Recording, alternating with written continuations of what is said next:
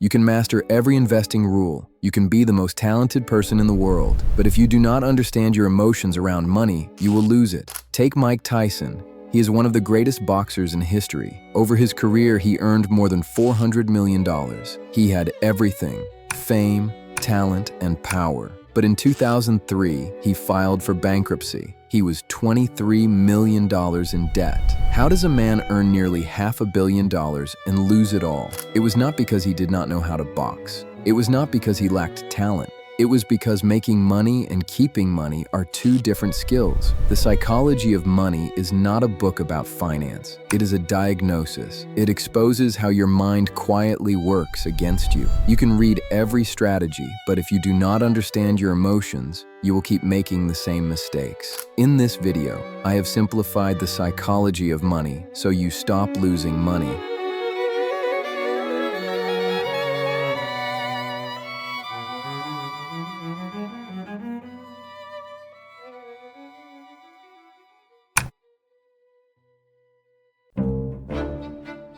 Think of this book as a doctor visit for your wallet. We are not looking for financial tips. We are looking for the hidden mental illnesses that are silently killing your wealth. I have identified 3 main syndromes that affect smart people. Syndrome 1, the logic delusion. You are smart. You have read the books. But intelligence does not protect you from bias. It actually hides it. You think your choices are based on data, but they are not. Your decisions are 80% based on your own personal history. 2 people can look at the same chart and make opposite moves. Neither is crazy. They just lived through different worlds. Think about a stockbroker who lost everything in the Great Depression. He will never touch the stock market again. Now compare him to a tech worker who got rich during the 90s boom. He thinks risk is fun. Same world, but different lenses. You are stuck inside a bubble shaped by your past. You think you are seeing the whole world, but you are only seeing a tiny sliver of it. You do not invest based on logic. You invest based on the emotional scars you carry. Syndrome 2, the control fallacy. We love to believe that success is earned and failure is deserved, but that is a lie. You are underestimating luck. Take Bill Gates. He is brilliant, but in 1968, he attended one of the only high schools in the world that had a computer. That is a 1 in a million stroke of luck. Now look at his friend Kent Evans. He was just as smart as Gates, but he died in a mountaineering accident before graduation. That is a 1 in a million stroke of risk. Gates got luck. Kent got risk. You can do everything right and still lose. You can mess up and still win. The lesson here is to be careful who you idolize. The more extreme the success, the more likely it came from luck you cannot repeat. Do not try to copy a billionaire's playbook. You might be copying their luck instead of their skill. Focus on patterns, not people. Syndrome 3, the simulation syndrome. We plan our finances like we are in a flight simulator, but we live our lives in a real cockpit. In a simulator, you can stay calm when the engine fails because you know you are safe. But in a real plane, when the engine fails, you feel terror. Your cortisol spikes. Your hands shake. It is easy to look at a past market crash and say, I would have bought the dip. But when you are living through it and your savings drop by half, you do not feel logical. You feel panic. That is why aiming to be coldly rational fails. You should aim to be mostly reasonable instead. A reasonable plan admits that you are emotional. It leaves room for error. If your plan relies on you being a robot, it will break the moment you feel fear.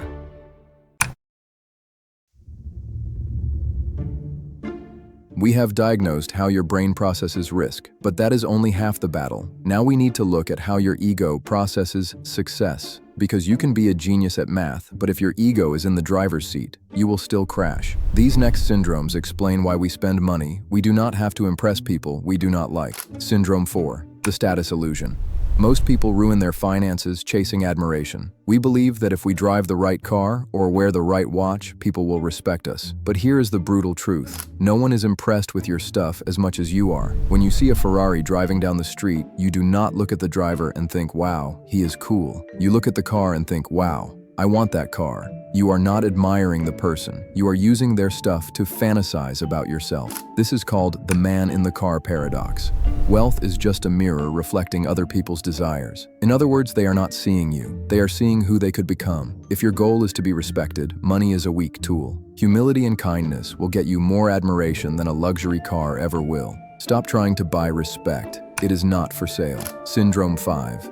the goalpost disease. The hardest financial skill is getting the goalpost to stop moving. You earn good money until you meet someone earning more. You buy a nice house until you see your neighbor's pool. Comparison has no ceiling. Even history's greatest were not immune. Napoleon envied Caesar. Caesar envied Alexander. And Alexander envied Hercules, who was not even real. That is how endless this game is. If you do not define what is enough, you will never be happy. You will risk what you have and need for what you do not have. Take Sam Bankman-Fried. He had $20 billion. He was one of the richest people on earth, but it was not enough. He wanted more power and more status. So he risked it all and lost it all. Do not let your ego destroy your wealth. The only way to win this game is to walk away from the table while you are ahead. Syndrome 6, the mimicry syndrome. The fastest way to lose money is to follow advice that was not meant for you. You see a friend making money on crypto and you copy him, but you do not realize he is playing a different game. He might be a day trader who can afford to lose that money. You might be saving for a house. A short-term trader values speed. A long-term investor values patience. Mix them up and you pay the price. It is like a marathon runner trying to sprint because he saw Usain Bolt do it. You will burn out. Think about the young lawyer buying a Porsche. Maybe he needs it to signal status at his firm, but if you are a freelancer working from home, copying that lifestyle makes no sense. Know what game you are playing and ignore everyone else. Define your own game, play by your own rules, and stop looking at everyone else's scorecard.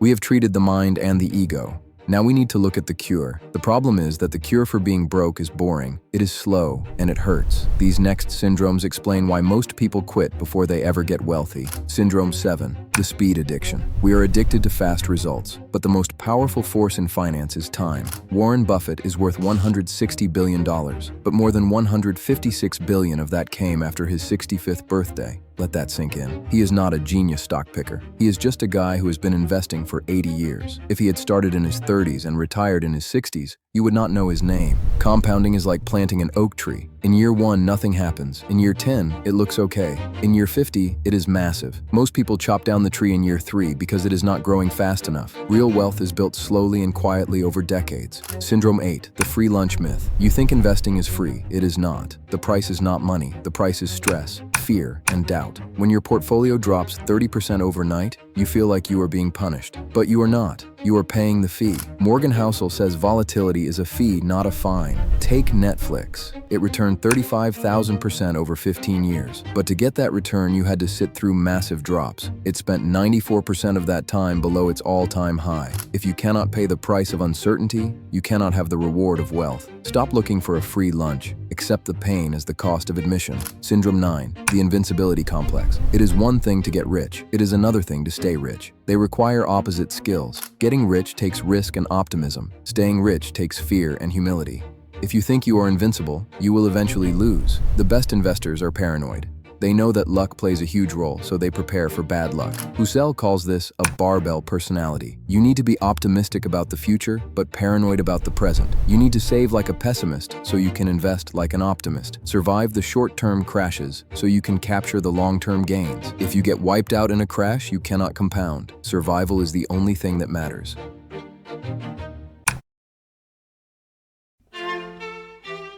We have fixed your strategy. We have learned to survive. But now we need to answer the most important question of all. What is the point of getting rich? If you get this wrong, you will spend your whole life climbing a ladder only to realize it is leaning against the wrong wall. These final syndromes explain why true wealth has nothing to do with what you buy. Syndrome 10. The material obsession. We think the purpose of money is to buy stuff, a better car, a bigger house, but that is a mistake. The greatest dividend money pays is not luxury, it is freedom. Angus Campbell was a psychologist who studied what made people happy. He found that having control over your life is the #1 predictor of happiness, more than your salary, more than your house size. If you buy a lot of expensive stuff, but you have to work 60 hours a week to pay for it, you are not wealthy. You are just a high-paid servant. Do not trade your freedom for things that will just sit in a garage. Syndrome 11. The specificity trap. Most people think they need a specific reason to save. Saving for a house, saving for a car. But the best reason to save is for things you cannot predict. You should save just to save. Morgan Housel says savings is the gap between your ego and your income. When you save without a goal, you are buying options. You are buying the ability to quit a job you hate. You are buying the ability to survive a medical emergency without stress. You are buying the ability to wait for a great investment opportunity. If you only save for specific goals, you are fragile. But if you save for the unknown, you are unbreakable. Cash is not just paper, it is the oxygen of independence.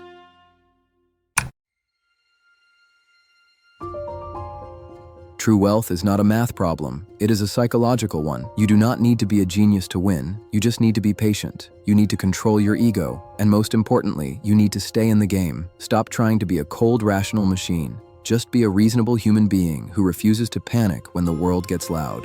Thanks for watching. If this helped you see money differently, please like and subscribe. Your future self will thank you for the time you invested today. I will see you in the next one.